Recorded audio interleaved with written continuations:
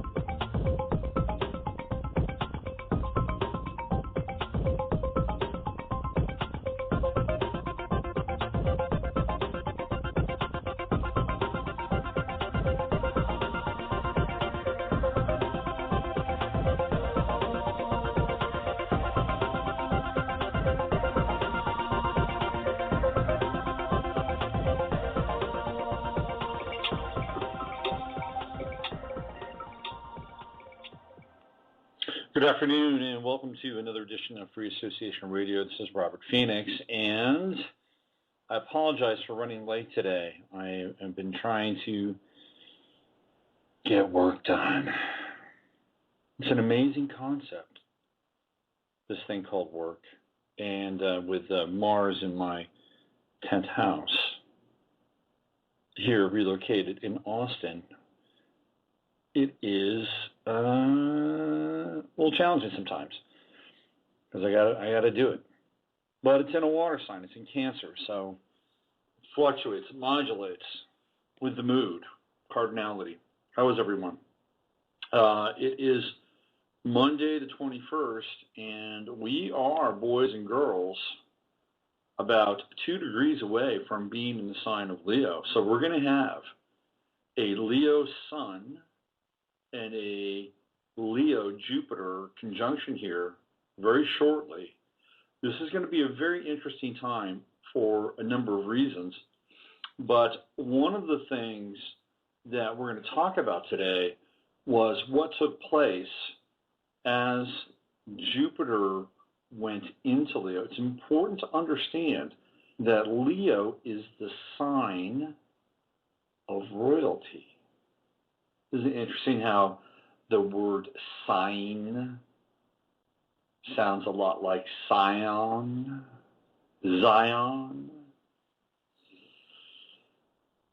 I think it does.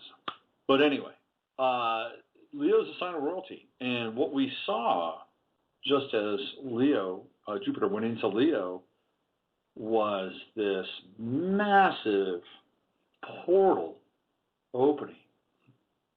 And it was not necessarily in a real positive way. Now, a couple of weeks ago, I did a show on the chart of Israel. By the way, I did a whole show of it on Gaiam TV. And the other thing I did on Gaiam is I looked at the 100-year anniversary of World War I. Okay, that started already. And that started with the assassination of Prince Ferdinand, which was not necessarily a false flag, but it was a manufactured event, that the unrest that was being stirred up and created was an attempt to, in some ways, flush out Ferdinand. And it worked. He went from Austria, right, and he went into what we now call Serbia or Bosnia, that area, and he wound up getting assassinated, killed, because there were a number of reasons why, but mostly because he wanted to show the people there who were part of his house, the House of Habsburg, that they were in solidarity. He was in solidarity with them. And the other thing about Archduke Ferdinand was that he could not display his wife in public. This was part of the deal. She was not part of the royal family. She did not come from a bloodline lineage. So in order for him to show her off in public, he had to do it out of the country. So he made a big deal of this by going to Serbia and having his wife, who was pregnant, in an open-air car to make that journey. And it was a tragic journey, and it was a journey that changed the course of history. And it all started with a guy who was a failed anarchist and socialist having a sandwich, and then being in the right place at the wrong time, or wrong place at the right time. I don't know. It's really hard to kind of wrap the head around it. But anyway, the 100-year anniversary of World War I is upon us. If you didn't listen to Friday's show with Ellis Taylor, who twists numbers and letters inside out, upside down, I highly recommend it. And he has spurred a ton of numerological discussions about the 17th date, or the date of the 17th, and the number 7, and a number of other things. Primarily, what's really interesting, and I should find this for you guys. This was sent to me by somebody. Let me see if I can find this. This is pretty good radio, at least I think. Hold on a second. This was sent to me by someone who added up all of these correlations about the number 7 and the German national team, right, who played in Brazil for the World Cup. I'll read this to you right now. It's pretty amazing stuff here. So here we go. So these are the associations. G is the 7th letter. Germany contains 7 letters. Germany was in Group G in the World Cup. Germany ended group stage with 7 points. Germany scored 7 goals in group stages, 4 versus Portugal, 2 versus Ghana, and 1 versus the USA.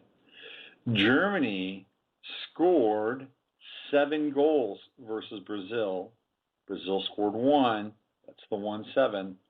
And obviously we are in the 7th month of the year, and the winning goal was scored 7 minutes to end the extra time. So 2014, of course, equals 20 plus 2 plus 0 plus 1 plus 4, which equals 7. And it was Angela Merkel's birthday on the 17th as well. So some interesting correspondences with the number 7. But anyway, we're going to look at some of the Neptunian symbolism around what happened in the Ukraine, or Ukraine. We don't use the, because it's pretty prevalent. And we are in a new stage. Make no bones about it. This is a powerful time we're living in. And it's going to get more intense, because that Jupiter in Leo, that when Jupiter entered into the sign of Leo, it announced to the world that this was going to be a time where the ruling class and the elite were going to expand their influence. Kings and queens, they never went away. They just got nice Italian suits. And they're running the world in ways that you and I can't even really begin to comprehend. And these people go back a long ways. They go back to Egypt and Babylon, with the black nobility of Italy. They are the House of the Red Shield. These are the people that are controlling most of the assets on the planet. Jupiter and Leo is a signal, and was a signal to them, that this is going to be the time that they will assert their influence, that they will expand their power. And we see this with Flight 17, the Malaysian airline Flight 370, which, by the way, if you are not aware of the rumor is that that is actually Flight 370, and that they took Flight 370 and they filled it with corpses. That's what they did. Stinking, rotting corpses. And that's the plane that supposedly was shot down by the rebels. And of course, here in the United States, all we're getting right now are these ex-Army guys, ex-Air Force guys, ex-Navy intelligence. They're all on the talk shows. They're all on the news networks. And they're pounding their fists and they're foaming at the mouth. And John McCain is doing his rabbit attack dog bit. And Hillary Clinton is, she's lockstep. I mean, that woman, man, she is a freaking hawk. I mean, a total hawk. And you have lesser players, people like this guy, Peter King, a representative from New York City. Obviously, he knows where his bread is buttered, and he's saying, let's go after these guys. Let's go after Russia. They did everything in their power during the Olympics and the run-up to the Olympics to make the Russians look pathetic, to make them look like they were just some kind of schmoes running an athletic event, no better, perhaps, than the local YMCA, and with worse hotels. This is how the Russians were portrayed. And there's a reason for that. The reason is so that viewing them in such a light would dispel our fear, and that we would see them as being not just socially awkward, right, with the Olympics, but also kind of dumb and beatable. That if push came to shove, well, these guys that couldn't throw these Olympics, we could take their ass down in a heartbeat. They can't even throw a good Olympics. Ha ha, the Russians. This is what was being broadcast during that time. And so as a result of that, the American psyche, which is about as malleable as silly putty at this point in time. Although people are waking up. I'll say that. People are waking up, but still, we are fed so much propaganda. We're fed so much misinformation, disinformation, and people are strung out on fluoride and genetically modified organisms and sports drinks and label, white label vodka, you name it. If there's a vice in America, people are going to find it, because right now it's a pretty difficult time to be here on this chunk of Earth orbiting the sun.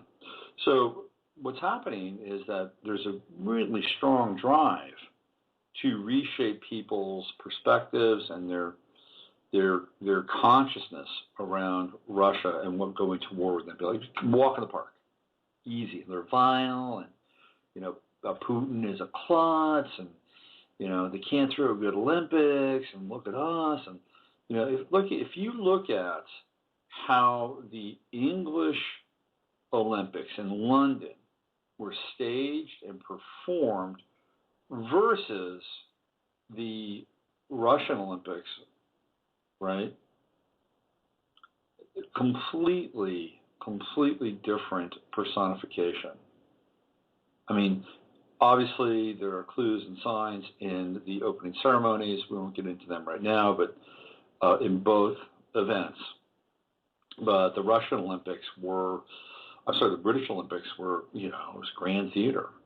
And everything went right, and everything was celebrated, and James Bond, he parachuted in coming from the Queens, man. I mean, it was, it was best of breed material, right?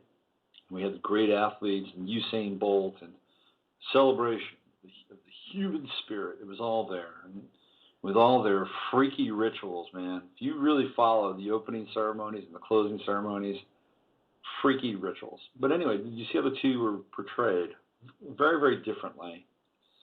So, well, we know the British can throw a good Olympics, and I bet you if push came to shove and we went to war, boy, because they threw good Olympics, we could count on them. You see, that is Neptune. That's what I'm talking about. Neptune is the projector. Neptune is the spiritual / emotional thought projector onto the world. And it is malleable, right? It is really malleable. Neptune, Pisces, mutable sign. So our attention, our emotions, our signal, all malleable. And we've got a lot of it right now. With Neptune in sign of Pisces, its own sign of Chiron in Pisces. We might talk about Chiron and Pisces a little bit later. We're definitely going to talk about Neptune and Pisces. But I'm going to talk about a few other things before we go there. But anyway, Jupiter and Leo, when it happened, okay, this is what took place. It's like, here we are. We're going to flex our will. We're going to essentially tell you what we're going to do. There's an interesting video of Christine Lagarde. Some of you may have actually seen this video. I wonder if I should play it for you. Maybe I'll play it on. I'm not going to be here on Friday. I'm going to Dallas on Friday. Well, I'm actually not going to Dallas. I'm going to Burleson, which is outside of Dallas. But anyway, maybe I'll play it after the break. I'll try to find it after the break. It'll be an interesting thing to kind of get into after the break. But Christine Lagarde, she's the head of the IMF, and she has this video, which I think it came from right around May of this year, and she goes into like this numerological parlor game. It reminded me of like some kind of numerology thing that I would experience at a party in Marin County. I kid you not. You got to hear this. She's totally going into like the significance of the number 7. So 7 is a big deal. Oh, guess what? Chiron is at 17 degrees today in Pisces. How about that?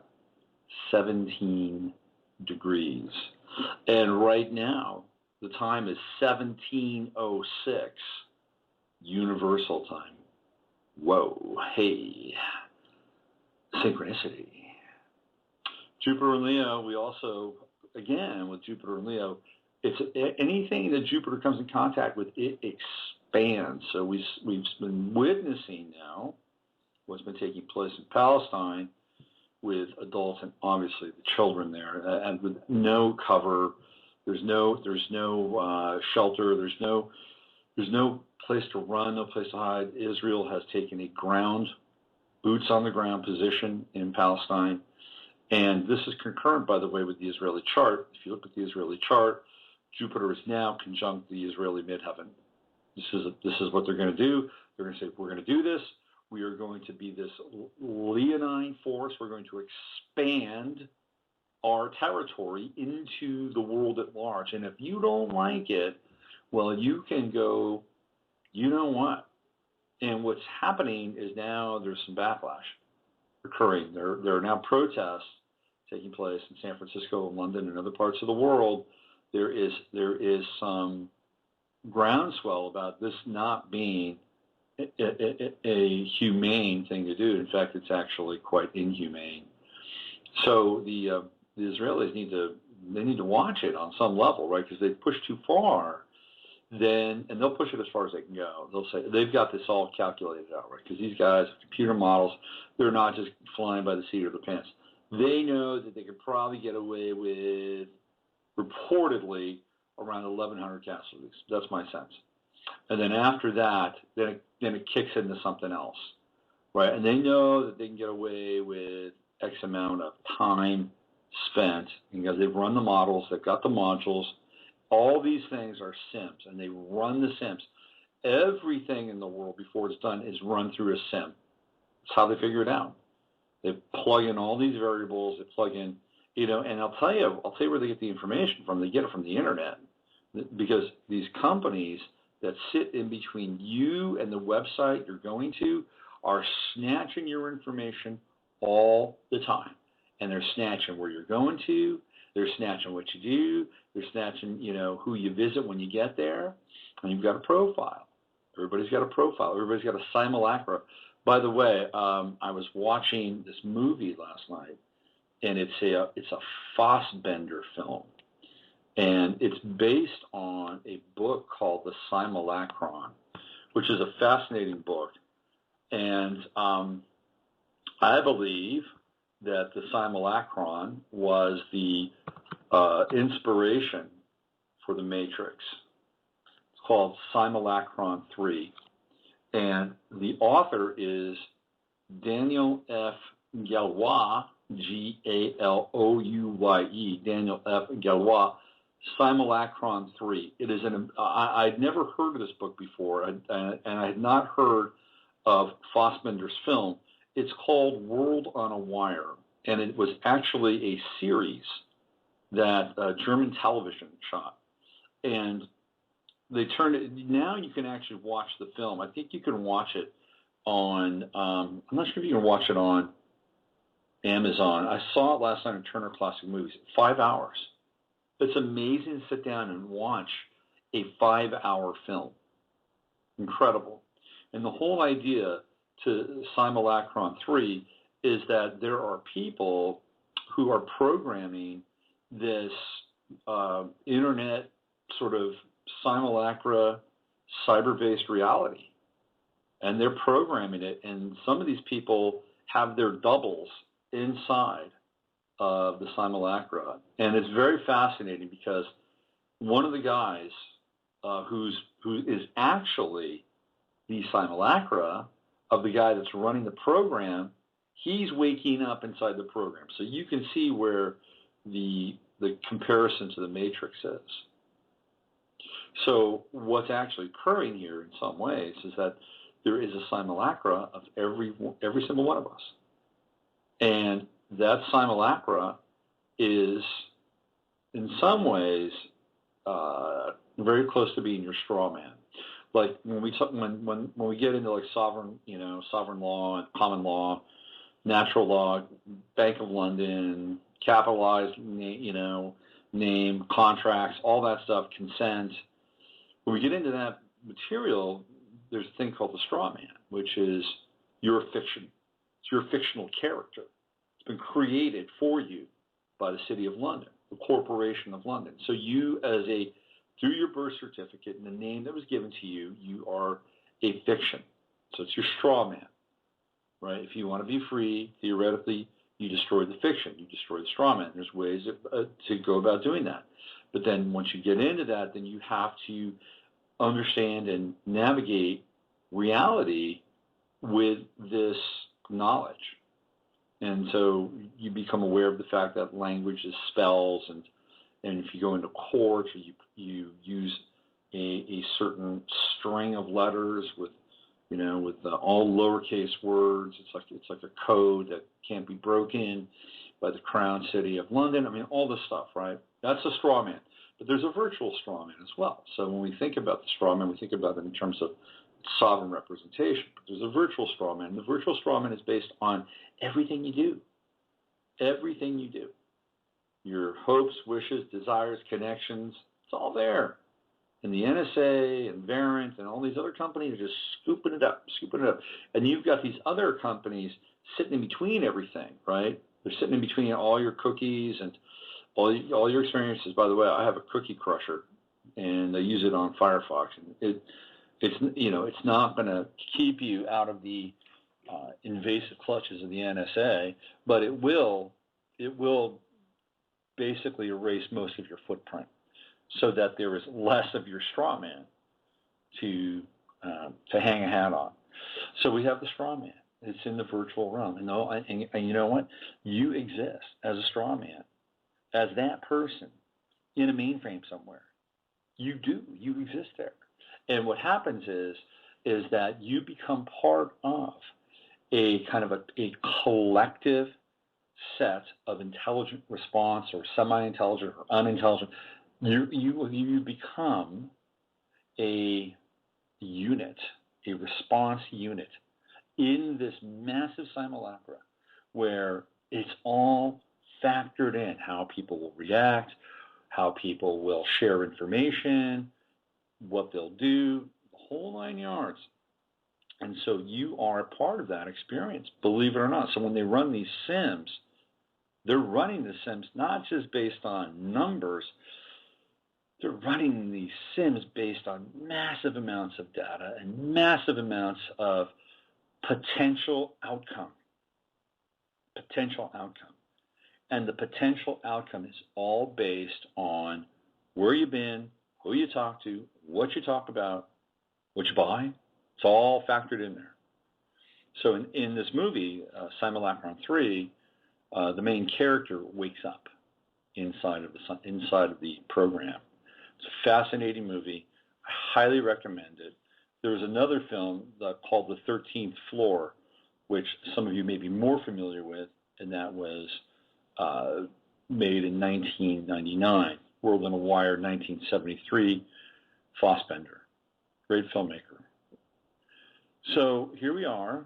Today is the 21st. We are 2 degrees away from being at 0 degrees Leo. So if Jupiter at 0 degrees Leo made such a powerful entrance into the chart of the 10th house of the Israeli chart, then it will make the sun in Leo will make an extremely powerful entrance. So we're not even close to being done with what's happening over there. I mean, this is big stuff, boys and girls, really big stuff, because what does Leo do? Leo brings a sense of confidence. It brings a sense of bravado, ego.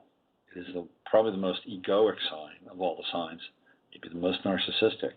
And so if it's any country, it doesn't have to be Israel, it could be Belgium, even though we know Belgium is a Libra. I said, I know what the rising sign of Belgium is. I think it might be Sag. So Belgium is a Sag rising, so they're midheaven. Let's do the math here. If Sag is on the first house, that would definitely put Leo on the 9th. So Virgo would be a Belgian midheaven. But it doesn't have to be.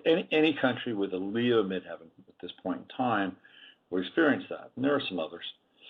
But what separates Israel from all these other countries are the number of planets that they have in the sign of Leo, which we've gone over on the show before. Most importantly, Mars, which I believe is at around 25, 26 degrees. So when Saturn, transiting Saturn in Scorpio in their first house, because they're Scorpio rising, comes in and squares off against that Mars in late November, it's going to be very interesting. It's going to be the pressure will be on. Let's put it that way. So there's a sense here with both Jupiter and the Sun moving up into their midheaven and over and into their 10th house, that this is a country that's going to take risks, that they will not care what people think. They will be expanding their identity and expanding their power, because Leo is power. It's a power sign. So keep your eyes on that. Again, Jupiter and Leo, it all started, and what happened, we started to see images of kids in Palestine and the West Bank. I wrote something today. Let me read this to you. This is going to be on the site. This is another kind of a Jupiter and Leo based piece, and as some of you might know, my son plays Little League Baseball. Actually, it's Select League Baseball. Let's select, not even a league. It's a select team. And we have 11 boys on our team. We travel around to these complexes. It's a trip, okay? These guys will go out and buy land in some part of Texas here. They're all over the country, though. It's not just Texas. They'll go out to a semi-rural place, and they will build 4 or 5 baseball fields. And I've seen at least 5 of these things. Some are run by the city, but most of these are private. And they build these complexes, these baseball complexes, 4 or 5 fields. Some fields are smaller for smaller kids. Some fields are bigger for bigger kids. And some of the fields are nicer than others. We went to this one on this weekend called the Field of Dreams. course, the Field of Dreams is a reference to the movie with Kevin Costner. That's what the Field of Dreams is, right? And it was anything but the Field of Dreams. But we see these places, and these guys are making money hand over fist, and they're capitalizing on the youth baseball movement. Select teams. There's select everything. Select soccer, select baseball, select basketball, select football. Boom. You get these. They're travel teams. And it is one of the kind of ugly sides of American youth sports in some ways. There's some good things about it. If you want to be good at a sport and you're dedicated, this is the way to go. Like, nobody shoots down gymnasts, who go to Bella Caroli School in Houston and learn how to become world-class gymnasts and dedicated. They don't complain about that. They don't complain about tennis players, Nick Bollettieri in Florida in his tennis school, or the golf school down in Florida. They don't complain about these things. Michelle Wee, I think, went to that golf school. They don't complain about these things. But because baseball is large and organized and not necessarily small and elite, because those sports really, you take the cream off the top of those sports. Baseball is a mass sport. It is a mass sport. So, there's a lot of cattle to be herded in baseball. So this is an interesting kind of phenomenon. And what's happened is select baseball has kind of peeled away from Little League, and Little League is no longer as strong as it used to be. Quality play is less, and so if you want your kid to have a really good experience, you got to get him into select baseball. It's kind of the way it's gone, unfortunately, and I say unfortunately. So this is what's going on the blog today, and it talks about what happened in this past weekend with Jupiter and Leo. Okay, so here we go. The tears streamed down Jim's face in the hot south central Texas sun in small rivers, not rivulets. It was a flash flood reminiscent of the torrential downpours in these parts. Texas is a Capricorn state with a Capricorn moon. When it rains, Cancer, it pours, both within and without. Mixed with sweat, it was a commingling of the essential emotional fluids that run through everything from cacti and geckos to frustrated athletes. He's a stoic type, a Taurus, and not given to even mild displays of emotion. Jim is just 10. This happened on Saturday. His saline flush was caused by the fact that he had dropped not one, but 3 balls in the span of 1 inning during a game. He was benched, but there was something deeper going on, something disturbing his field, and he wasn't the only boy in my son's team who exploded into some sort of emotional blister pop. My own son was decidedly heavy. Gone was the fire from the past games where he battled on every pitch and for a few brief weeks became the heart and soul of the team. Sometimes we take for granted that people, especially children, are limited frames of reference for non-local consciousness. Halfway around the world, children their age are losing life and limbs in places like Afghanistan and Palestine thanks to mortars, shells, and drones. Jupiter and Leo will bring us the celebration of the child, but also show us where their tears bleed into the sun. Chaos theory presupposes that a butterfly fluttering its wings in China leads to a thunderstorm in Kenya. If we are truly connected, we can feel the anguish and the pain of people we have never met or ever will. Children might be the most accessible, actually, when it comes to this. As I watched Jim's uncontrollable unleashing of his sadness and grief, he seemed to be tapping into something bigger, like the wonderful lies we love to tell ourselves. We played at a complex called the Field of Dreams, one of many outposts of semi-rural baseball that had been built by entrepreneurs capitalizing on the powers of emotion and memory. With the advent of tournament season where they operate like a small ballpark, we pay to get in, we pay to have our kids play, we pay $3 for Gatorade. They're all over the place out here. We have the luxury of telling ourselves that this matters or is meaningful in some ways. Maybe our kids have fun, maybe they don't. When it's close to 100 degrees, not even oceanic amounts of sports drinks will beat back the brutality of the midday sun. Back in the old days, the Field of Dreams was where vagabond cattle came to die. Late July and August isn't kind in Texas But here we are sitting in our plastic chairs, cheering our kids on, putting up with the usual and expected vagaries of teams and events such as these, keeping our mouths shut and doing our best to be awkwardly and conspicuously polite, because I know that in Texas you can't trust people. I know it's a very broad Texas-sized generalization, but it's true. Say the wrong thing to the wrong person, and there's a very good chance it will get back and even distorted to the person one is talking about. It's how discussing issues gets turned into gossip, which in turn gets real toxic real fast. So people keep their mouths shut, not out of respect, but out of fear. In Gaza, it's a lot more serious. Say the wrong thing to the wrong person, and you could find yourself in an IDF cell under threat of suspicion and terror. The stakes are higher, a lot, but the results are similar. A prison of the mind forged out of mistrust, masquerading as etiquette or political protocol.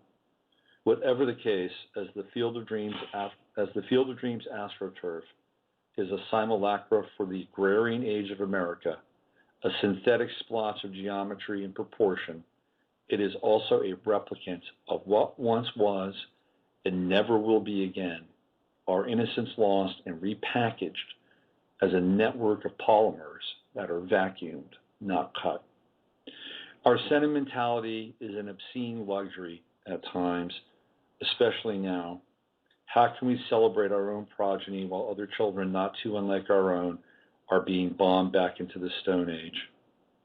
Hopefully, this Jupiter run will bring it to light, and not in some kind of fucked up way where children are being moved around and pushed to borders to grab headlines and fat-ass tax dollars. The real children there are pawns in a cynical game of community organizing at a global level, paid in full by your tax dollars. Just like the Death from the Skies in Palestine, printed by us, capital, and then borrowed from the same people at interest. Yeah, sit with that one for a while. It's not the literal price we pay for our freedom, but the high cost of manufacturing the illusion to keep it on life support. So this was the experience that I had over the weekend, and it really was about, for me, watching children get supremely emotional, and for me trying to understand why. I mean, obviously there's other things going on in their lives, but it felt to me like there was some greater kind of grief that these kids were experiencing, and I really think that children are pretty remarkable in a lot of ways, and we do our absolute best to screw them up and do not give them a chance. And even our best intentions sometimes aren't always the right thing to do or healthy for them in the short or the long run.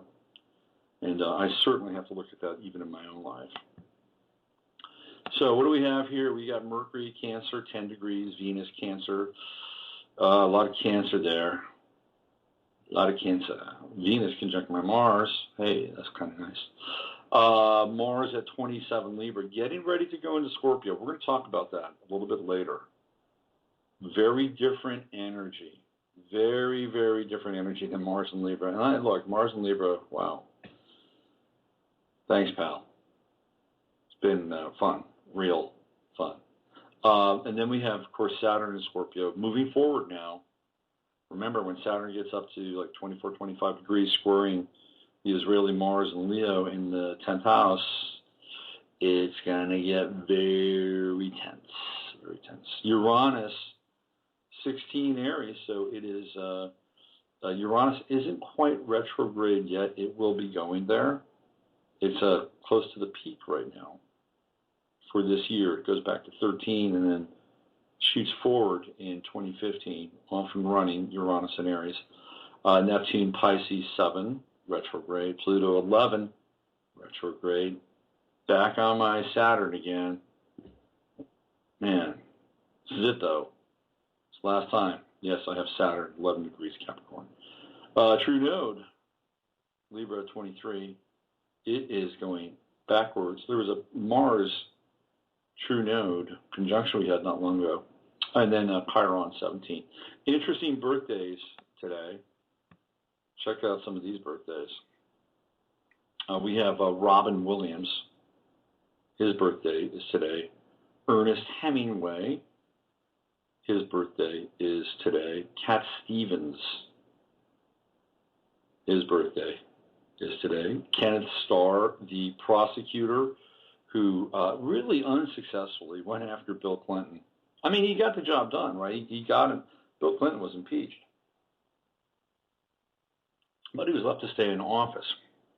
What a strange, unusual, and confusing time that was for a lot of people. I mean, now, in retrospect, the Clintons were, dirty, filthy, covered in filth up to their crown chakra. I knew it at the time. Not many other people did. I got hip to the Clintons a long time ago, right around 1995, not too long after Slick Willie had been elected. I got the dirt. Les Aspin, he was a general. I don't know what he's doing now, but he was a general. It's his birthday today. Who else? Let's see. Arthur Treacher. That's a guy that I remember from TV growing up. Arthur Treacher. I think he had a series of fish and chip shops, if I'm not mistaken. John Negroponte, he's one of your cyber fascists. Big brain, teaches at MIT. It's his birthday today. And let's see, what else do we have? The poet Hart Crane. It is his birthday as well. It's Dave Hasselhoff's birthday. The Hoff. Have you ever seen his Hooked on a Feeling video? Priceless. Janet Reno. Wow. Remember Janet Reno? Do you remember when they kicked Elian Gonzalez out of the country? Do you remember that? Man, the whole thing was crazy. Absolutely insane. Here Elian Gonzalez comes to this country, and the story, the mythology, he was like protected by dolphins. And we talk about a Neptunian theme. My God. It was incredible. The dolphins protected him from sharks, and he's like this. He surfaces, on the shores of Florida like this chosen child. He's like the Cuban Moses. And then what happens to him? He winds up hanging out with his uncle, and everything's kind of cool. He's adjusting, and all of a sudden, Elian's dad, back in Cuba, wants the boy. Right? I want this boy. Bring this boy home. And there's this long, drawn-out legal battle. And then they come and get him. They come and get him, and he's hiding in a closet. Do you remember that picture? He's hiding in a closet. And there's a guy with a rifle and a helmet, and he's pointing that rifle at Elian Gonzalez, who looks like he's just seen the devil himself. And this is the picture that's plastered all over the country. And I looked at that picture and I said, this is fucking mind control. This is what they're doing right here. They're telling you right now that they can come into your home at any time and snatch your kid, and you can do nothing about it. That was a big deal. This is what happened during the Clinton administration. It's just one by one. They did it with the Mount Carmel community in Waco, right? The Branch Davidians. Again, this is Janet Reno at the helm. Janet Reno, hey, let's go in there and burn the place down, and then let's steamroll the place. Let's just bulldoze it. And, we don't care who's in there. We don't care if there's kids in there. They're Christian kids. This is a sacrifice. We don't care. So basically what happened during the Clinton administration was, hey, you cannot choose to live like this. Because if you choose a religious, separatist life, we will burn your place down, we will bulldoze it, and we will take everything. And, by the way, if you choose to do something against our will, and it has to do with your kids, come right in there and we'll take them too. This was a major, major mind control operation that was going on in the Clinton era. Huge, huge. Let's take a look at Janet Reno's chart. Well, they don't have her birth time. They don't have her birth time. But she was born in 1938, the same year as my mother. She's my mother's age. And let's see what we have here. Miss Reno's planets. Even their name, Reno, right? Hey, Wild West, Reno. Reno 911. All right, so she has a Sun in Cancer, 28 degrees. Moon in Taurus, fixed moon. It's going to happen, and that's all I can say about it. Mercury, Leo, interesting kids. Venus in Virgo, and Mars, 29 degrees in Cancer. So she had a Mars-Sun, she has a Mars-Sun conjunction. And the Mars is at the 29th, the anaretic degree. Terrible degree for that Mars. Coming right out saying it. Jupiter in Pisces, 0 degrees. Retrograde. Saturn in Aries, Uranus in Taurus, 17. Saturn at 17. Uranus at 17. Neptune in Virgo at 19. And Pluto in Cancer, 29. Oh, look at that. Pluto-Mars conjunction at 29 degrees. The anaretic degree. That is unstable. Unstable. Boy, I tell you, this woman gets angry. She bulldozes. She bulldozes communities when she gets angry. Mean node, not the true node, the mean node at 23 degrees Scorpio. So her south node would be kind of close to her Uranus, which means that she's erratic. Erratic, wow. Pluto conjunct her Sun as well at 28 degrees. Pluto, Mars, Sun conjunction, Cancer.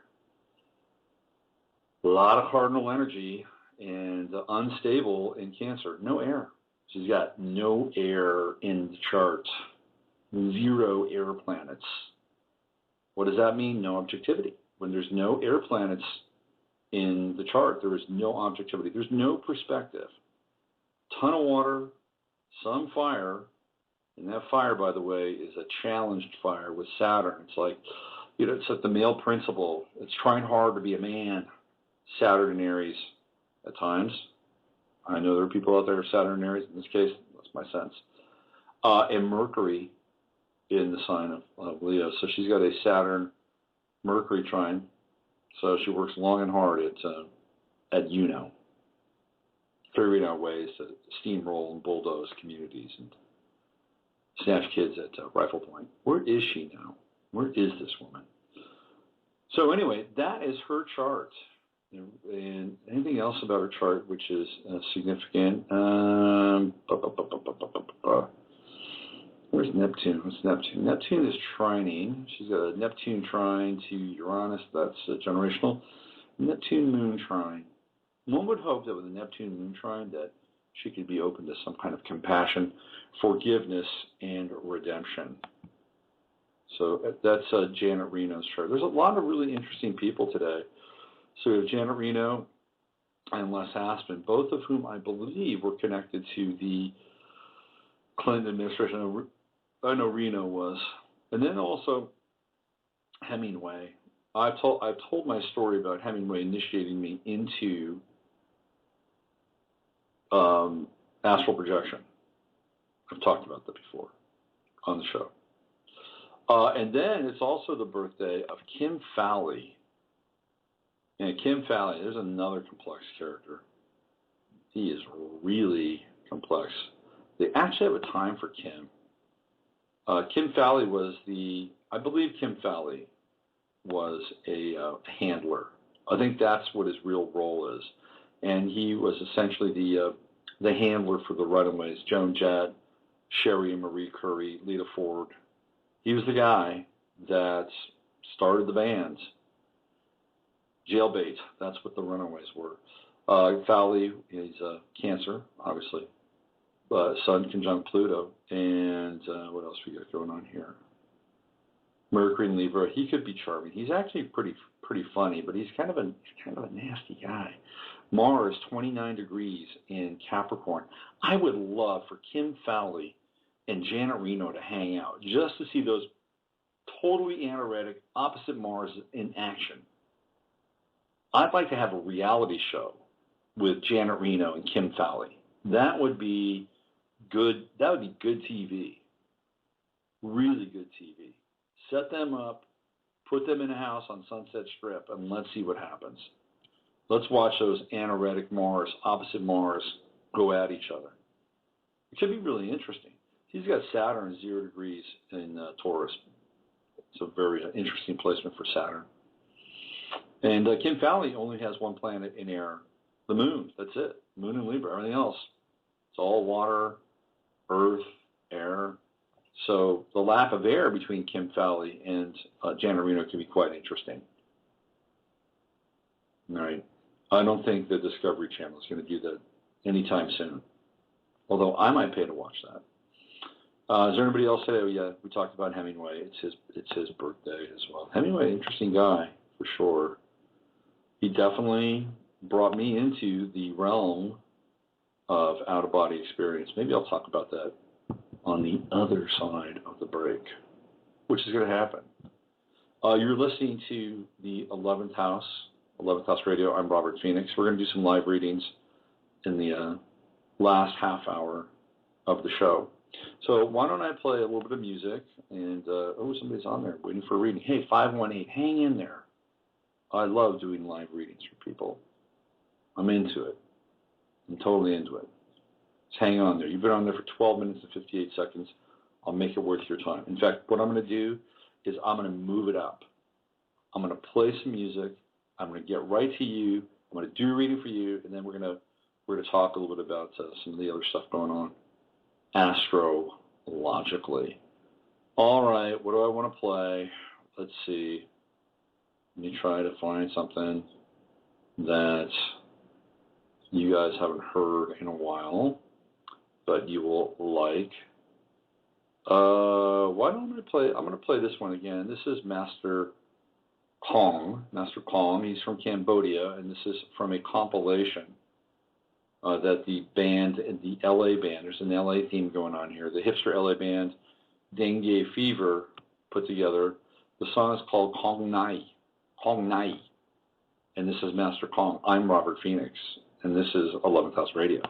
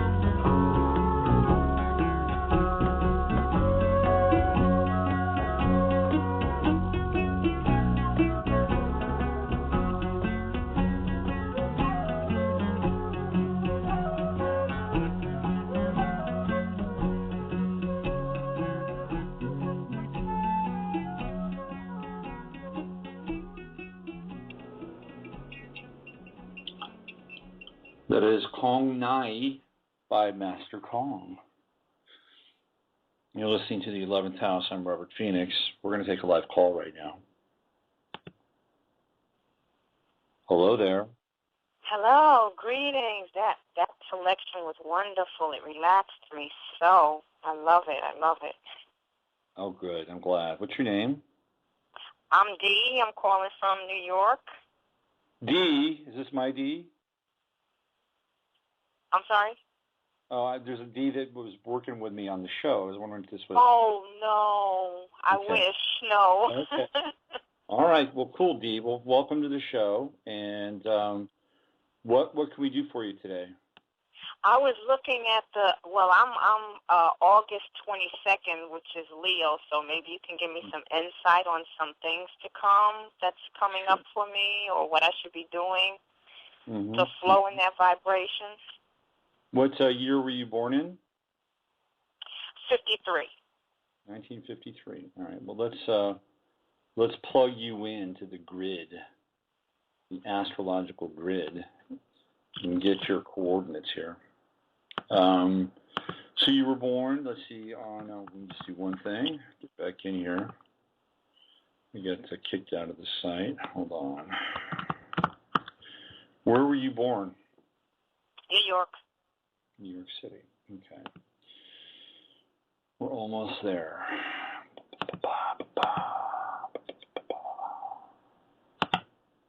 Let's go.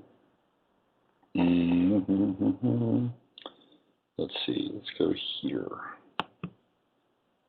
Okay, we're going to go there and... All right, we are in time here, so let's do this now. August 22nd, by the way, that was the birthday of my first wife, August 22nd. And the year, she was born in 1956, that was 1953, and the town is New York. And what time was that? Do you know? 6:15 a.m. 6:15 a.m. Okay. Whoops, we got to go back here. Let's get back in time. One more. 6:15 a.m. Okay. So earlier today, I was talking about the anaretic degree, and maybe this is what this show will be about today, because I was trying to figure out what we're going to talk about. But let's turn this into an opportunity to learn about. Wow, and your sun is right on your ascendant. So you're a Leo rising, too. Did you know that? Yes, I did. Okay. I really don't know what all that means, but I know I'm a Leo. Yeah, so, Leo sun with a Leo rising, you're a big personality. And Leo sun, Leo rising, these people wear their hearts on their sleeves. They live passionately. They love passionately. They always will try to give people a fair shake for the most part. If you respect a Leo, they will respect you and will, a lot of times will really, open their homes and their hearts for you. Sometimes the challenge with the Leo sun and Leo ascendant is pride. That can be a real tricky one, and not feeling as though you're being respected or loved or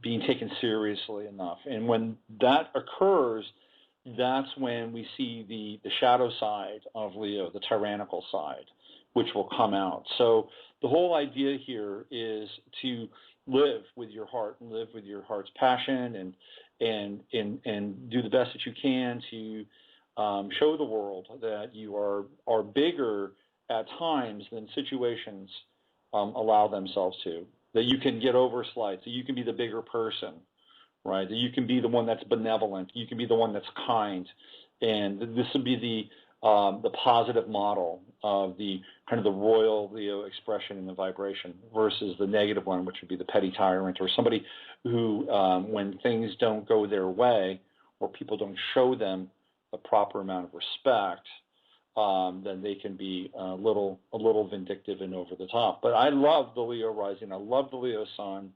People that have Leo rising and Leo sun, sometimes they'd like to be on stage. They'd like to be on stage with the world, not necessarily in the big stage of the 10th house, but day-to-day life. Life is moving through the world itself is kind of like like a movie or a theater production, and they themselves are the starring player in that theater production, in that role, and you are. So you're a star in your own life.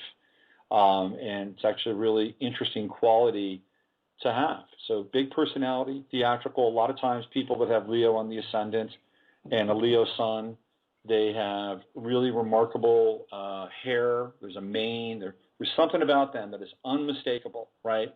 Now, your moon is in the 5th house, which is the house of Leo, and your Chiron is in the 5th house, also in the house of Leo, although both are ruled by the sign of Capricorn. And they are in a T-square with Venus and Neptune and Saturn, much more complicated than we can get into at this time.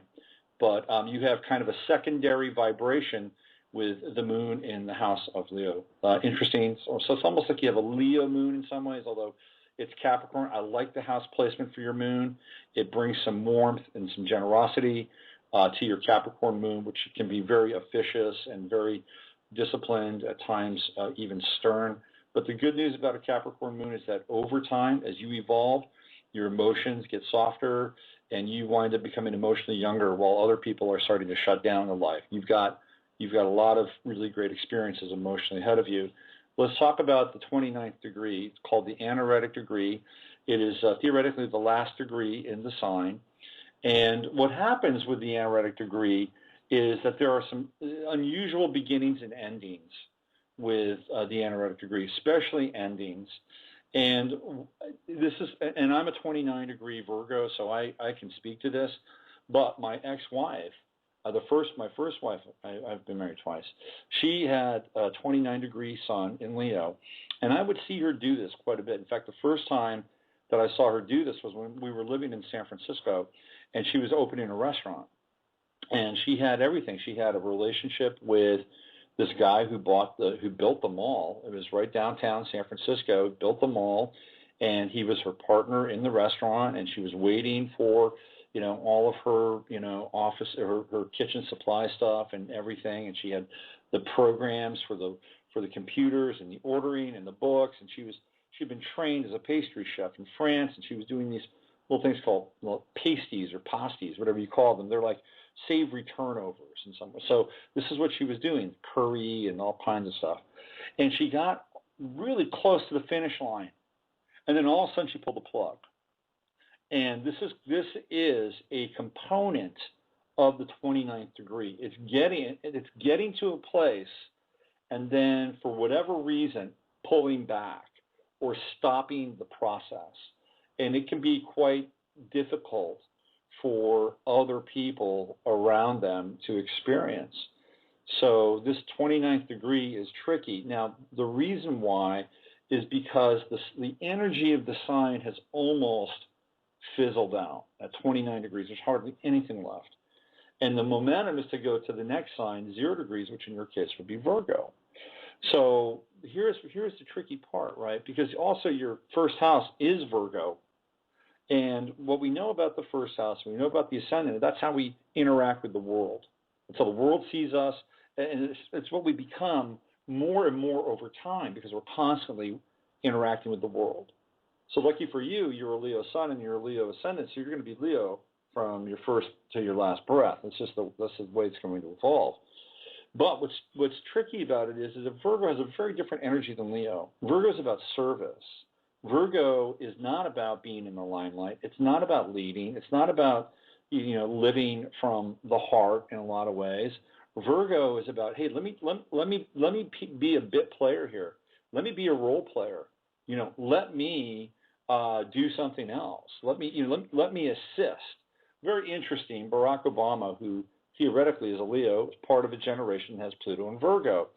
And what did he do? He said that we're going to lead from behind. That was his phrase. We're going to lead from behind. That is a very Virgo thing to say, right? So Virgo's got a very different energy in your first house, house of expression.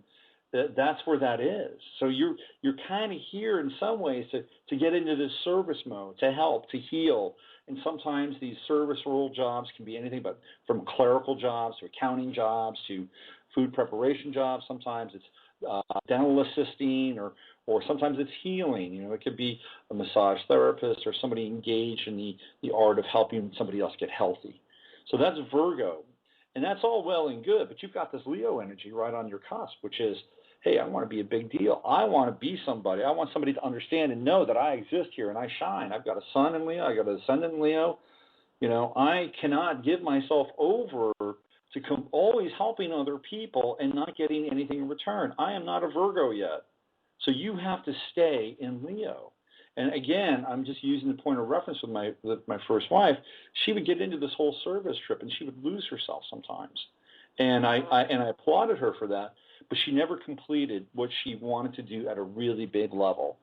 So your big test in this lifetime is completion, and it's completion of your identity, and it's completion of your ideas, and it's completion of your dreams, it's completion of your passion. And Leo is a fixed sign, so when you have that energy around it and around the ascendant, you can channel that and get things done. Your key is to get people excited about things. You know, you be passionate, get people enthusiastic, get them involved.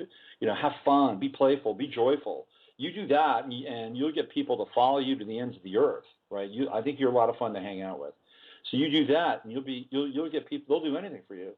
And then you have to complete. It's very important to complete. When you get to some place, now sometimes you can have a situation where you've overextended yourself and maybe you've made some wrong choices, and it's important to step back. You don't always have to push through, right? We don't always have to push through. So it's important for you to know when to push and when not to push. But completion is your deal. Now you've got some other Leo planets. You've got Mercury in Leo. You've got Mars in Leo. You've got Pluto in Leo. Those are all in the 12th house. And that's a much longer conversation than we have time for. But there's a lot of you that, based on that 12th house material, that people do not see. And that's not in a bad way. It's not like you're hiding out. It's not like you're, trying to, front people. It's just you have depth. You have Pluto and Leo in the 12th house. It's intense. You have a Pluto-Mars conjunction. There's a level of intensity that people got to know you that they would really come in contact with, and wow, man, this person's had some pretty profound experiences. They've lived a little bit. They've got some heart and soul here. They would find that out about you if they spend more time with you. The challenge with that Mars is it's Mars in the 12th house is called the house of hidden enemies. Mars in the 6th house is called the house of open enemies.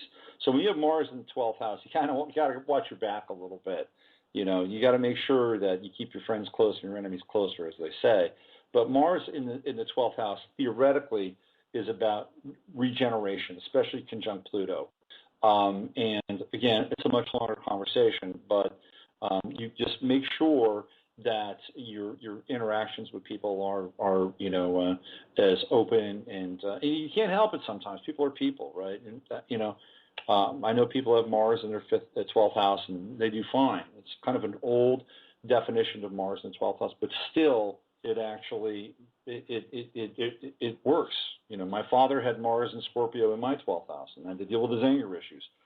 So these are I like your ascendant. I like your Sun and your Pluto at 23 degrees is within a 5-degree orb of your ascendant, so you've got Pluto conjunct your ascendant. You're a powerhouse. Just make sure you finish what you start and live life to the fullest. Enjoy it. Be passionate. Have fun. Get people enthused. And they'll follow you anywhere. And your moon, your emotional life, will get more rich and resonant as you get older, by the way. So there you go. Wow. Well, thank you. Well, you're welcome. You're welcome. Yeah. Thank you. Well, don't be a stranger. Stop by every now and then and chime in and tell us how you're doing. Okay, I sure will. I'm going to follow your broadcast because I just happened to click on and I saw your, your website, and I said, oh, okay. Let me hear what's going on because I know I have a birthday coming up soon. So thank you. That was very informative. You take care and have a great birthday. Thank you. Okay, bye, Dee. Okay, do I just press 1 to mute out? Yeah, if you want to do that, you can do that for sure. Okay. All right, thank you. Okay. Or I can mute her out too. I have the power. I can mute anybody right now. I am a god inside this studio. I can mute you. All right, it is 1:17 p.m., 1:15 plus 2 minutes. And you're listening to the 11th House. I'm Robert Phoenix. That movie, man, Simulacron, highly, highly, highly, highly recommend it. Very interesting stuff. Like I said, it's where the Matrix came from. If you enjoyed what you heard with the reading from Dee, call me. 347-308-8995, 347-308-8995, and I will read your chart. We can chat. We can hang out. We can have a little coffee and astrology together. I think that'd be a good show, don't you? Coffee and astrology? I think they tried that. Cafe Astrology. It's a website. How about coffee astrology? Sit around and drink powerful coffee and talk astrology. Like they did back in the old days. Coffee houses and beatniks. Hey, man. What's your sign? You groovy cat?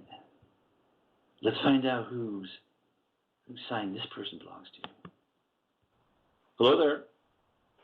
Hi, Robert. This is Patty Mack. Patty Mack, how are you? Well, I'm good. But, you know, I noticed this really gnarly thing that looks like it's going on for a few years, that Pluto is squaring my natal Uranus. Mm-hmm. Yep. The Pluto-Uranus square is about breaking free. That's what it's about. It's about breaking free. You have Pluto in Cancer, right? No, my Pluto's in Leo, and my Uranus is at 13 degrees of Cancer. So it's like my home life in my 10th house is wanting to do some kind of a dance with my home life. Wait, my home life, my work life, my 4th house, my 10th house. Your 4th house and 10th house. Well, that would be an opposition. That would not be a square, right? Because they're my bad. I said it wrong. Sorry. Yeah. So you have an opposition between Pluto and then Cancer, right? Mm-hmm. Mm-hmm. Okay. Right. And so I did your chart. Cancer is the unusual piece, right? Because we talked about this. And so, okay, let's look at this. So when you have Cancer natally in the 4th house, it generally indicates a couple of different things. You grew up in an unusual family, a family that's either progressive or doesn't have a lot of rules or doesn't have a lot of structure or is interesting. You know, they're not your cookie-cutter type of family. They don't fit into a box, okay? So sometimes Uranus can also indicate that there can be upheaval in the family. Moving around a lot can be a Uranus 4th house occurrence. That for whatever reason, you got to relocate, right? Can't settle down. Uranus is always restless. So we know, and I know this about you, that you did have an unusual family. You came from a family of musicians and artists, and not the typical American cookie-cutter family.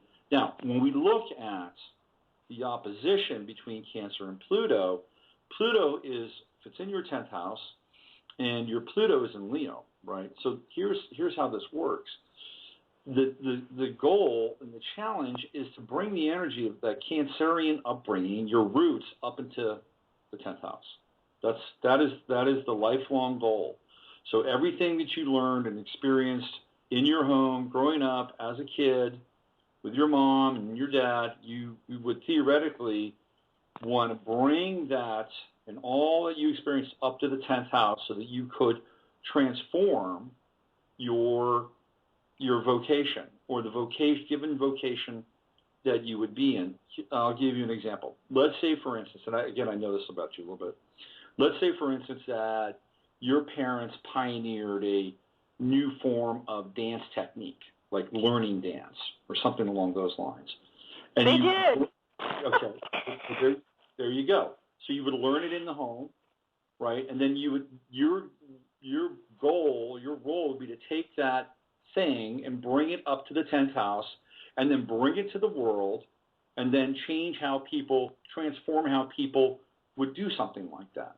Like, oh, all of a sudden I'm, learning to dance in this different kind of way, and, and people now, instead of having two left feet, you have both feet happening synchronously very, very quickly, and all of a sudden, you are the next Arthur Murray or whatever. I mean, it's kind of like that. So, but this, by the way, does not end at this point. It does not end with childhood into adulthood, because your fourth house is always going to be there, and Uranus is always going to be there.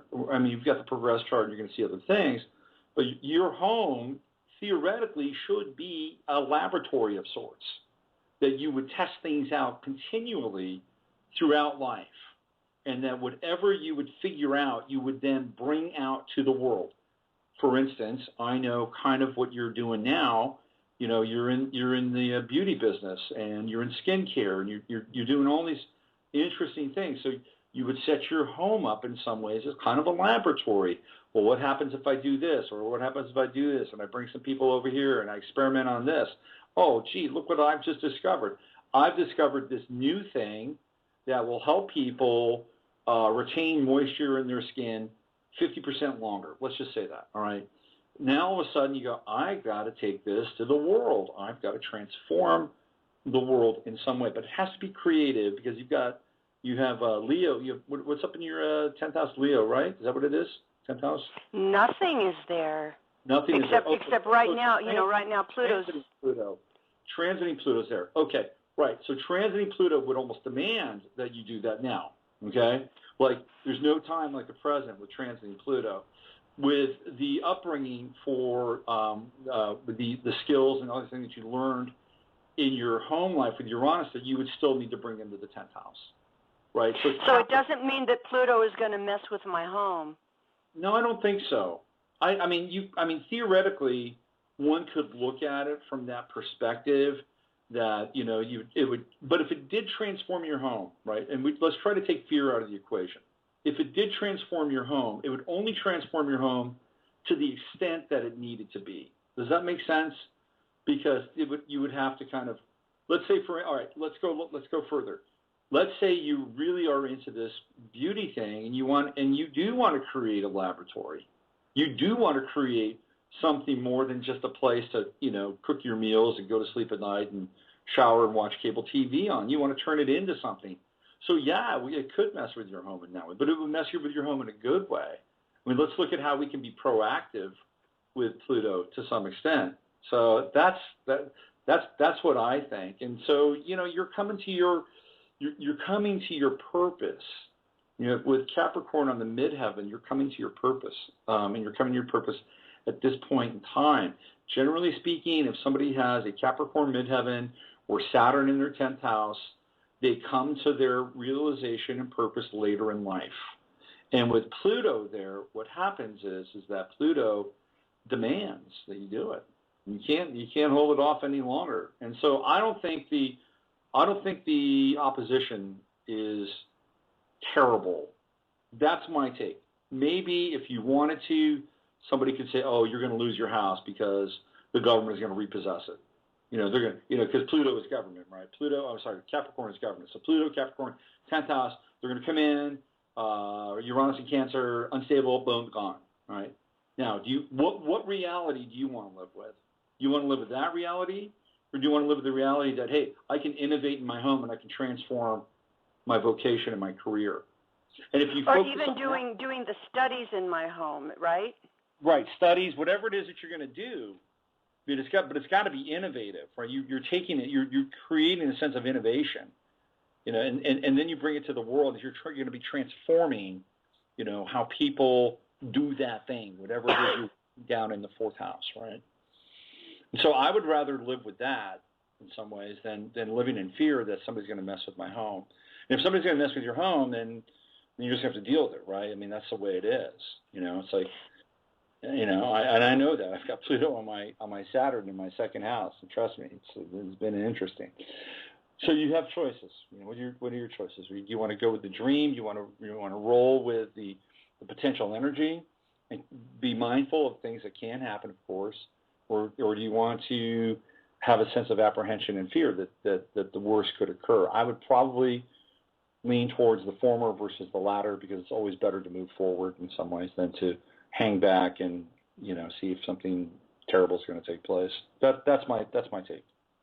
I like that. Okay, so I just allow for exponential, unique, innovative approaches in creativity, basically, because my work is always creative. I mean, even painting my pictures, that can take place when I paint pictures in my home too, right? That's right, absolutely. Anything in your home, as long as you're innovative, you can channel that energy and bring it up to the 10th house so you can transform, right? That's Pluto, your vocation, and transform other people's lives as well. Pluto in the 10th house is super powerful. I mean, we talked about this. Saturn's going to be coming into your 10th house. And it's going to be coming into your 10th house in roughly about 4 years, right? That's a little less than about 3.5 years. Saturn's going to be hitting, getting close to your midheaven and going into your 10th house. And that represents a peak. So you've got a major Saturn cycle that is working its way towards culminating. So you're going to have a Saturn-Pluto conjunction in your 10th house as well. That's going to be a very powerful time. So, your momentum is swinging upwards towards the 10th house. Yay. Woohoo. Thank you so much. You're welcome. And just stay innovative, okay? And then look, and if something happens, it happens. And, generally speaking, the universe will have a better plan for you. I have this friend, this guy Barry Bergman, who is he's a music publisher, but he's an astrology nut, and he lives in New York. And he says, "Robert, if something leaves your life, let it go. It wasn't meant there to begin with anyway." So there you go. Or it could mean that I have an opportunity to relocate or something too, also. Absolutely, that would be it. You weren't meant to be there, right? So you get to move to some exciting place. Yeah, I'll ask you. I don't want to take up too much of your time here. I'll ask you more on my next class. Okay, you got it. All right. Hey, Patty, thanks for calling in. Okay. Thank you, Robert. Okay, God bless. Bye. Barry Bergman. That guy, man, he's a survivor. He's a total survivor. Hello there. Hello, Maestro. This is Doc Vaz. I love you. I don't know why Spirit sent me your way, but here I am. Okay, here she is. The woman who has, what do you have on the midheaven? It's got Pluto. What is that? Oh, God, I haven't, we haven't had a consultation in a few years, because I do the cards. I don't look at astrology unless I'm talking to you. So my birthday just passed, so I have no idea what's happening, but I know you have something to tell me so that I can get more aligned to this wonderful destiny that I'm supposed to be unfolding here. So for people who have not listened to the show for a very long time, Doc Vaj was on the show fairly frequently. You called quite a bit a couple of years back. Yes, I did. And you always had amazing things to share and to say with us. And you've got your own show now too, right? Well, we want to tell people about that? Yeah, my planetary role has shifted. I'm the cartomancer, which simply means I'm the only one on the planet that does the destiny system in a more elevated capacity than the way Robert Camp brought it through. No one does what I do with the cards because I am working with a person's awakened energy. And when I turned 67, my role shifted. So now I am the soul's path clarifier, because the soul's path is the only thing the human being requires on this planet.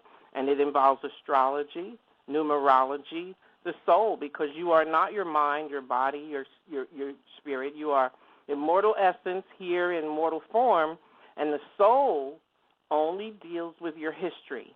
Your objective is to get the human being excited and curious about spiritual things, and it can be led forward because our objective on this planet is for immortal essence to fuel, guide, and govern the soul's expression through the human body. And this is where astrology, really can assist you as long as you're willing to moderate your usage of the language, because people that teach you crap like Saturn is bad, nothing is bad. It's your ability to interpret. And no matter, for instance, that Saturn is noted for being friction and restriction, it also crystallizes form. So there's a flip side to everything that the world has taught you about astrology being negative. And Robert, you know that I still refer to you as Maestro. I put you on my website because I know that the passion that I have for what I do is what you have for what you do. That's why I love you. Oh, thank you. Well, I love you too. Love you too. So see what I mean. This we used to get a dose of this every couple of weeks or so with Vosh. I miss it. So all right, hit me with your birthday. 7/12/1946. 7/12. 1946. And what time? 2:37 p.m. Eastern Daylight Time in Yonkers, New York. What time is your show on, by the way? Tonight it's 9 o'clock. That's here on Blog Talk. That's Soul Path Clarity.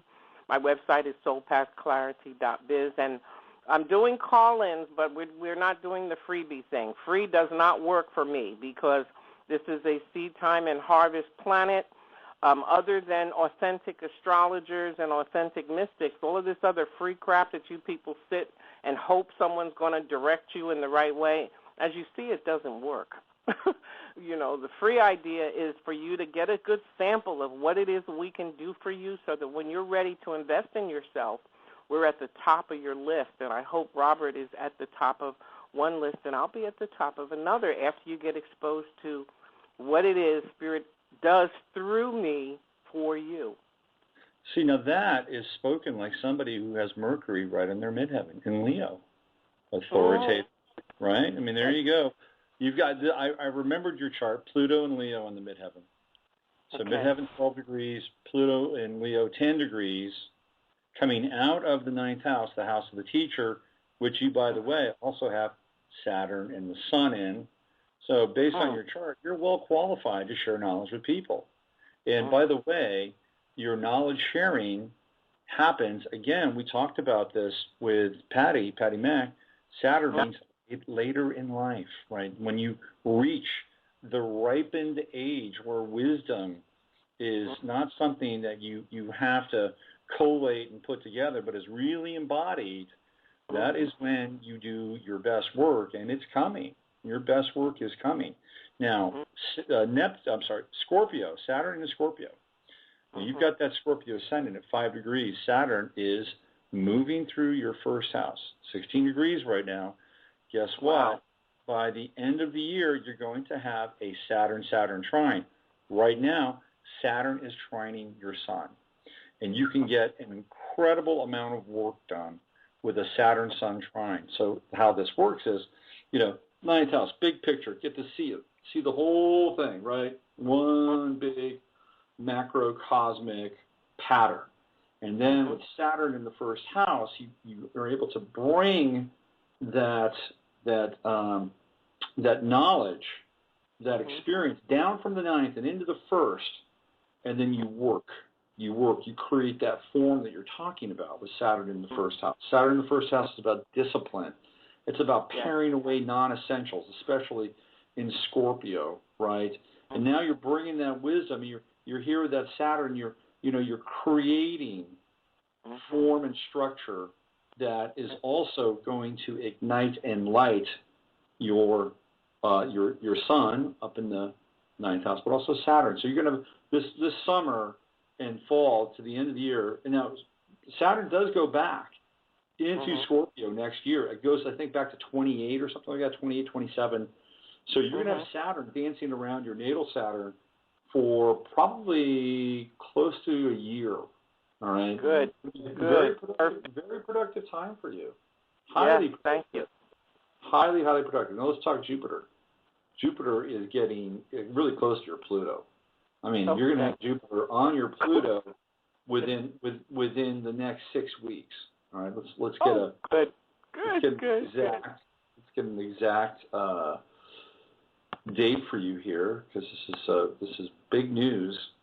Yes, it is. Welcomes overdue news. Yeah, for sure. Okay, so what do we got? We got Pluto Jupiter at 10 degrees in Leo, and that is in September. What house, Robert? What house? Well, that's going to be on your ascendant, right? It's going to be on your Pluto. It's going to hit your midheaven, and it's going to be on your Mercury. So so Jupiter is the expander, right? Theoretically, it brings the gift. You know, Saturn takes it away and gives it back if you're nice. Right? Okay, you get it. You're fine. Here, have this back now. So Jupiter's coming to your Pluto, and Pluto conjunctions mean money.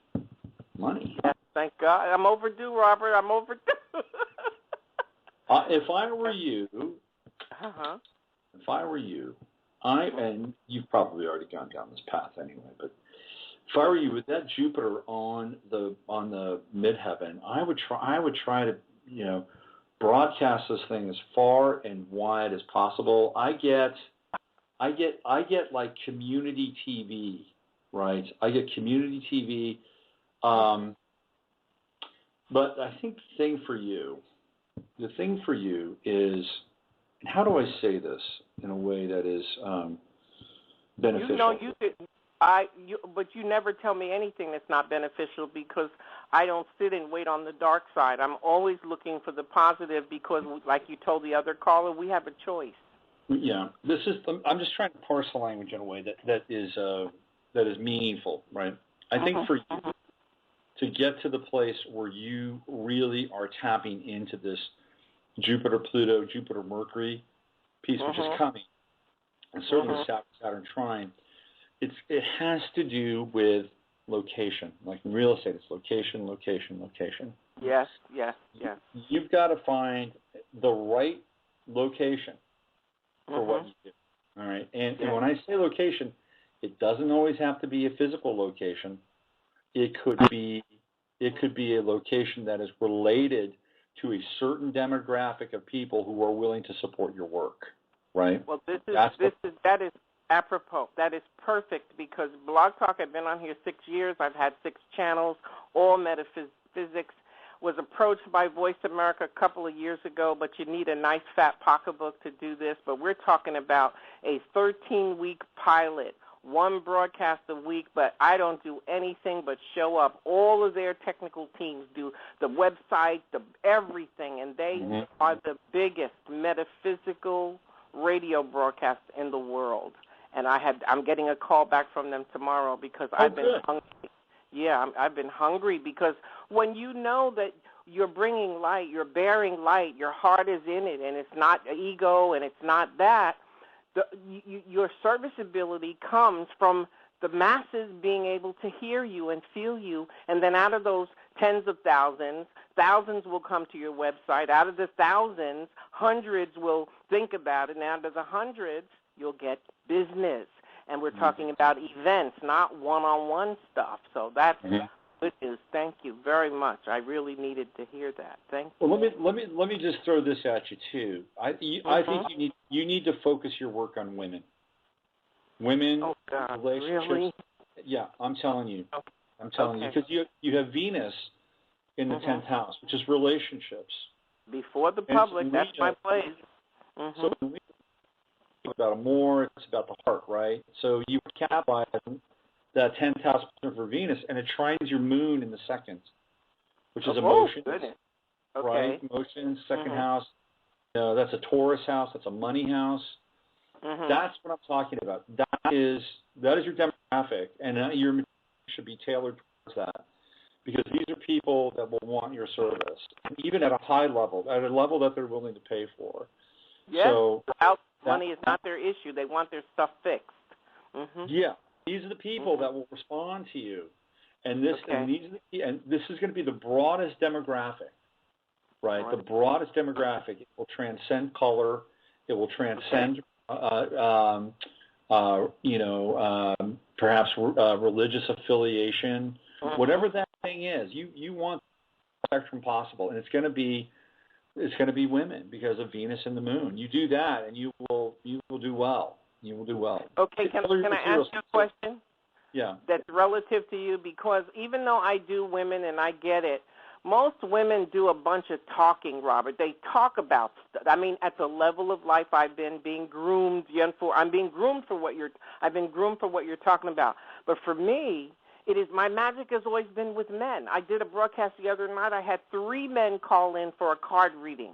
Well, I don't use the word reading anymore, but because we have male and female inside of us, the abilities that I have with men are just always been so off the chart. So are you, given what you've just said to me, doesn't this also apply? Wouldn't this also optimize my rapport building with men that are ready to fix their stuff?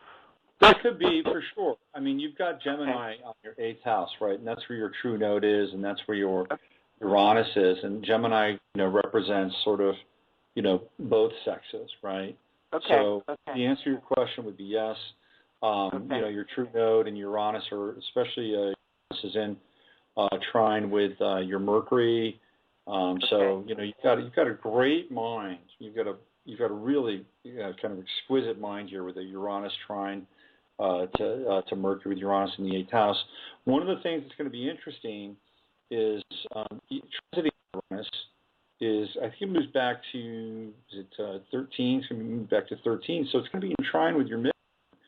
And that is, 5, 10, 15. When Uranus hits 15 degrees, which will be, it's already there now,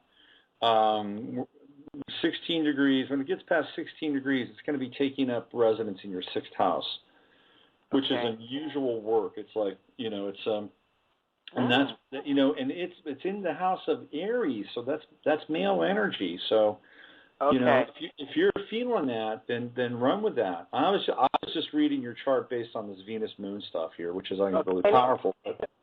And I value anything you tell me. And thinking about what you're saying, because we're still dealing with the patriarchy society, even though it's falling apart, the Voice America team, the idea about the community TV, until I'm really delighted with my image in the mirror again, I won't do TV, but I'm glad you gave it to me because I've written it down. But it also could be that I'm making the proper feminine connection with the men that run these big corporations that will get my light out there, because they know how to, fluff me up for the women. It could be making the connection with the men who are still running things on this planet and letting them do what you said, just gloss me up so that the women just throw their money at me and follow me around the country, which is what we want, because people want to be fixed and they want to take credit for themselves. That's the difference between people like yourself and myself. We're not looking for credit. We want to be instruments where people can gain what they require so they can take their power back. So that's wonderful. Thank you. Yeah, sure. No problem. And just to reiterate here, Jupiter in Libra in the 12th house, Jupiter is the gift, the expander, so it's in the sign of relationships. And Chiron is there, conjunct Jupiter, so that's like, in the 12th house, taking people, out of time and space and into some other place, into a mystical realm to give them advice and to help them balance. Bring balance back into their lives. You've got it. It's in the chart. I'm seeing it. Well, listen, I am going to be staying deeper in touch with you, because there are many people that will come that are not quite ready for what I do, and you're the only astrologer I know that can break this language down so that people can do something, not just read it and get hair bumps on their, chill bumps down their back. You know how to guide people in normal language so that they can take some action on their own behalf. So we will be staying in touch, and when I'm sitting here and I'm up, I will be tapping back in just to listen and to feel you, and when Spirit says give you a call. But I love you. I honor your dedication to this work, because a lot of people have gifts, but when we are not working on ourselves, our own family crap, our chakra level issues about how we talk, how we think, how we feel, our soul issues, our bloodline issues, when we're not working on it, no matter how gifted we are, we're not as good as we can be for people. And I know that you work on yourself, especially because you're still a dad and you're actively involved in being the best dad you can be. And I salute you for that. So thank you, my love. Well, thank you, Doc. It's great to hear from you. And it's been too long, so don't be a That's stranger. okay. Don't be a I stranger. won't. Put me back on hold, and I'll continue to listen. Thank you. Oh, you're welcome. Bye-bye. Mm-hmm. That's the amazing Doc Vaj. Listen to her show, man. She's great. She's great. She was a semi-regular on here back around, I think around 2010 when I was doing this show in California, where I am a Leo rising with Uranus on my ascendant. The dashing and daring, bold Leo rising with reckless Uranus on the ascendant. And now here I am, Virgo rising, Pluto in the 12th house near my ascendant. But hey, it's about what you do with it, right? Let me tell you, it's intense. It is 1:48 here in South Central Texas, and yeah, the whole kid thing is it's a trip. You know, my son, I can talk freely here. Nobody from Texas is listening. They're not going to tell anybody else. My kid has had a very intense experience playing this travel select team baseball. And I have seen and witnessed some really kind of mind control behavior. And people, here's what happens. People don't know that they are unwitting accomplices to activating mind control programs. They don't know it, but they are. They are. People are so programmed that they become the frontline programmers without them knowing. It's that insidious. And they believe that they're doing something for the betterment of fill in the blank. Or they convince themselves that whatever they're doing is the right way of doing it. And guess what they're doing? They are getting in there, they're opening up the hood, and they're putting a screwdriver and a wrench, and they are messing around with the circuitry. And they don't even know it. Why? Because they're programmed, and they're programmed to program other people. That's how it works. That is how it works. It's funny, when the lead character in Simulacron 3 wakes up, he tells people, hey man, I'm just a unit. I'm a series of units. That's what I am. I know how much my voltage is and all this other stuff. And they think he's completely insane within the simulacra. So anyway, I have been dealing with this programming, and I feel like I'm a deprogrammer. That's been my role with my son, and I love him dearly, and I support him, and he's a great kid, and he's a really good baseball player. But my role has been to deprogram what he's been going through. Now, sometimes there are certain things, they're unavoidable. You kind of have to kind of go through a level of, criticism or, teaching moments. They're inevitable. I was a coach. I've done it. But you have to be really careful with kids. Really careful. And there are these kinds of almost like group minds. There are group minds that inhabit these spaces and these institutions. Select baseball, group mind. It's a group mind. It has its own kind of monad. And when you enter into a relationship with it, it's like, everybody's going to act a certain way. You're going to do this. It just begins to kind of fall into place. It's like a program. It's a program, and they're the frontline programmers. That's what happens. The key is to be free, like to do things differently, Do things differently. Break the program. We play a team quite a bit. We played them 6 times We beat them once. And we tied them once. And they beat us the majority of the time. You know why?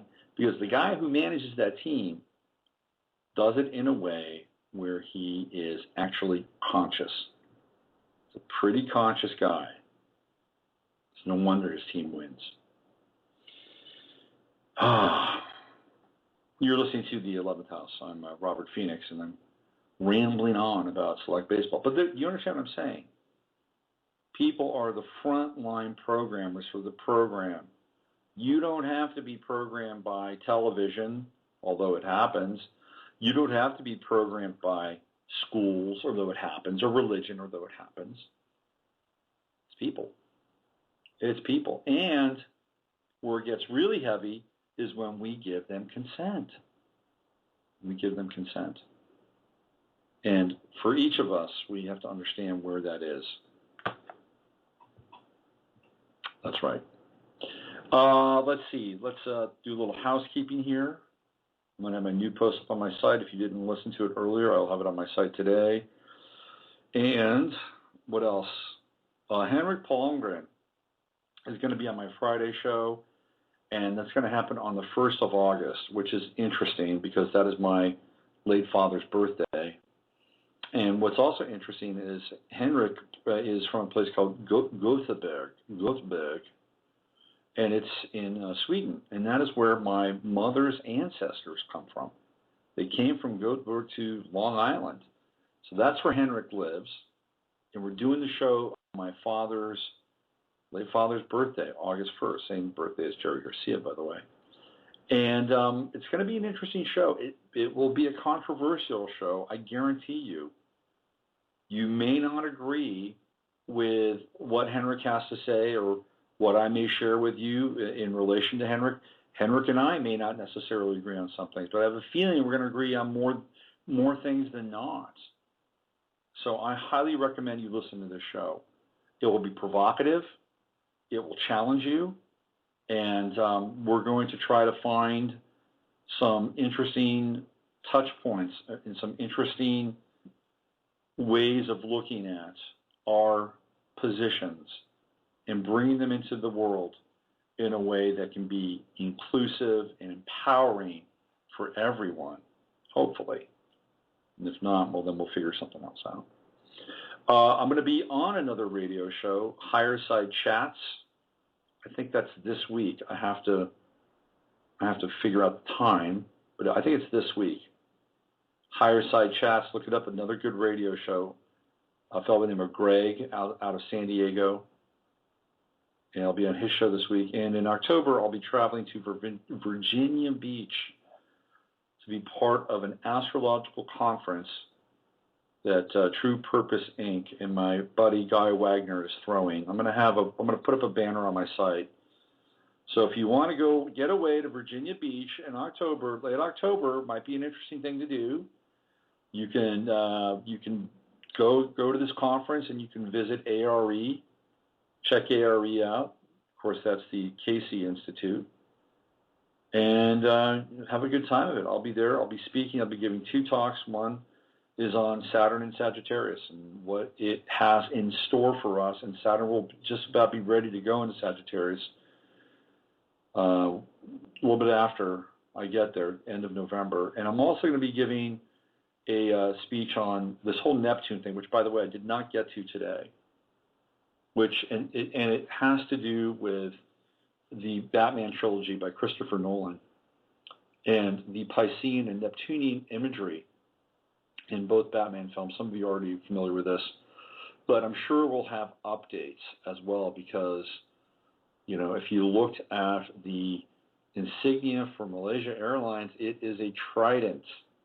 And the flag for Ukraine also contains a trident. Poseidon, the god of the underworld, surfacing. He's like the oceanic version of Hades. That's what he is.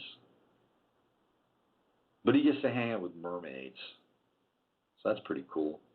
But I'm going to be giving a talk on that because not everybody has heard the Batman symbolic stuff, and it'll be fun to get into that. And I'm sure there'll be more by that time. We are living in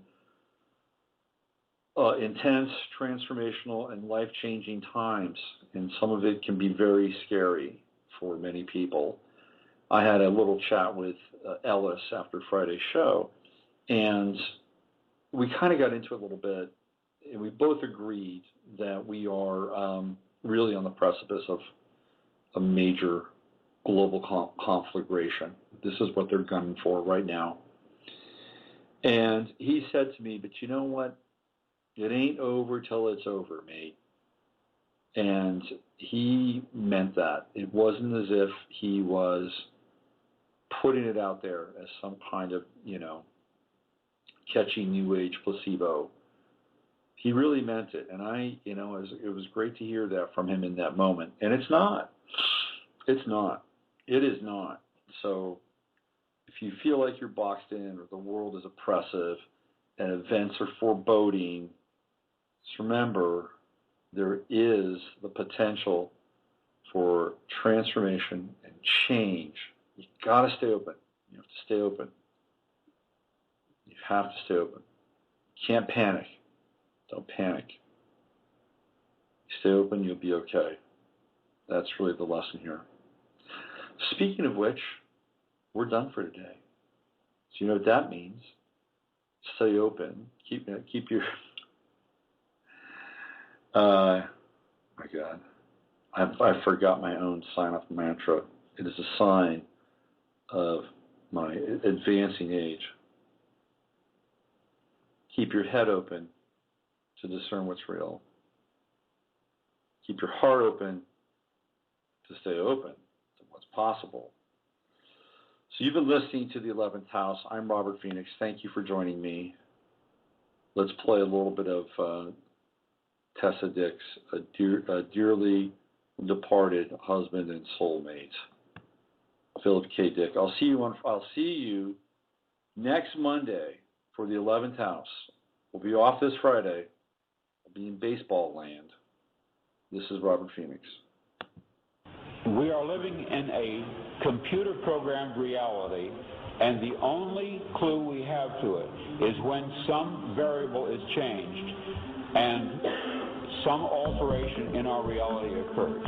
We would have the overwhelming impression that we were reliving the present, déjà vu, perhaps in precisely the same way, hearing the same words, saying the same words. I submit that these impressions are valid and significant, and I will even say this: such an impression is a clue that at some past time point a variable was changed, reprogrammed as it were, and that because of this an alternative world branched off.